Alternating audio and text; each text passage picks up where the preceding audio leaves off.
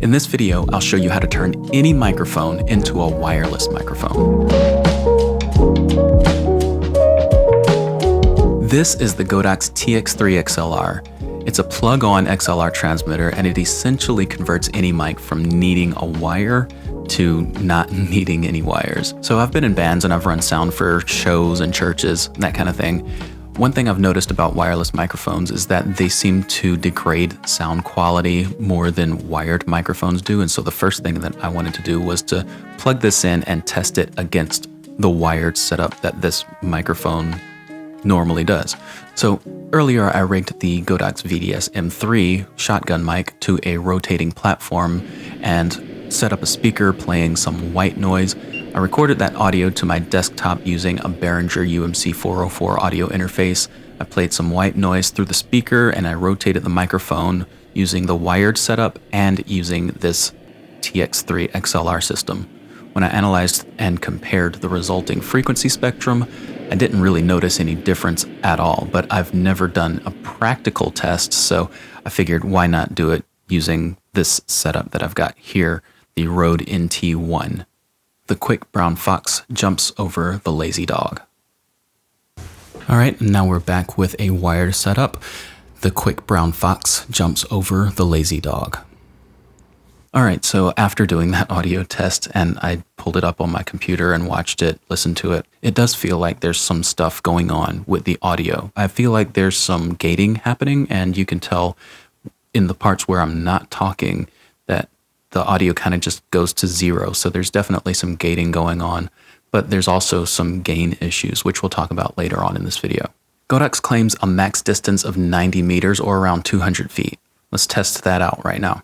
Right now, I'm about 6 feet away from my camera. Now, I measured from where the camera is right now to that big structure in the back is about 200 feet away. So let's go and let's see what this mic sounds like at different distances. Right now, I should be about 100 feet away. This is what it sounds like at about 100 feet away. This is what the TX-XLR sounds like at about 150 feet away with direct line of sight to the camera. All right, this is what I measured out to be about 200 feet away from the camera.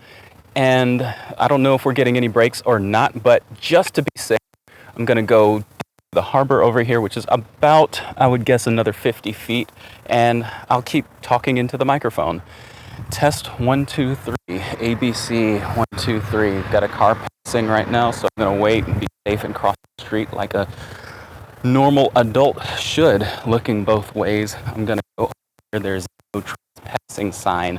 Marina tenants only beyond this point. Should I keep going? I don't know if I should or not. Gate open though, which is interesting. I could keep going. Very tempting. But got a video to finish. So I'm coming back to the camera. This transmitter is a UHF or ultra high frequency transmitter. It operates in the 514 to 596 megahertz range, so depending on where you're planning on using this in the world, you may run into some legal issues, but Google says that in the United States, the frequencies used for these systems may be grouped into 4 general bands or ranges. Low band VHF 49 through 108 megahertz, high band VHF 169 through 216 megahertz, low band UHF 450 through 806 megahertz, and high band UHF 900 through 952 megahertz. That may sound a little bit confusing, but we fall into the low band UHF with this system, meaning that we're all good to operate in the US. Now that brings us to channels. There are 96 selectable channels that you have to manually select, but that's not necessarily a bad thing. A lot of wireless devices are coming out now that will auto scan and choose a frequency for you, but in wireless audio world, that's kind of the equivalent of putting your camera into auto mode. When you choose your channel, you can often pair the transmitter to different receivers, and you can have multiple wireless setups with different channels.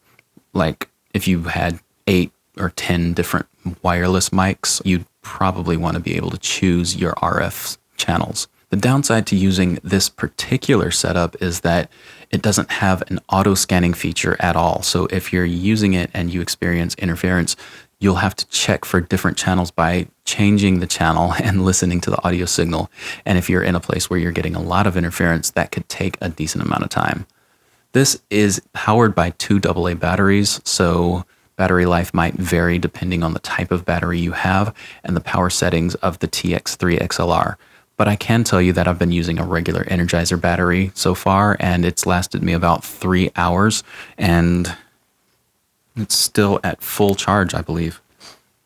The TX3-XLR pairs really easily with the WMicS1 Pro. That's what I'm using on top of my camera right now, and what I was using out in the park when I was doing the distance test. And you can use the transmitter on the non-Pro version as well. The most cost-effective way to get the system up and running is to buy the TX3-XLR and the Godox RX1, but you'll get more bang for your buck if you buy one of the lav kits instead of just the receiver. And since I don't own one personally and Godox didn't send me an RX1, I can't really vouch for how the TX3 XLR pairs or interacts with the RX1. Also, while, yeah, technically you can turn any mic into a wireless mic with this device, it's not super practical. The TX3 XLR is made to pair with Godox's set of shotgun mics, like this VDS-M3, which I have a full review of this mic on my channel. I'll leave a link to that in my description.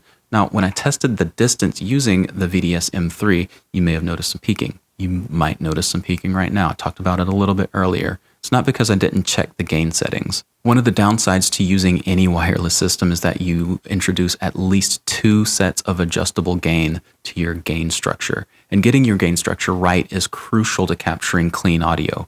Unfortunately, you can't adjust the gain on the TX3-XLR. So if the microphone you're using doesn't have gain adjustment, you're kind of at the mercy of the TX3-XLR. Now, I didn't realize it when I did the test, but I should have set the VDS-M3 to negative 10 dB to avoid that clipping issue. Okay, so I made a few changes to the way that this is set up.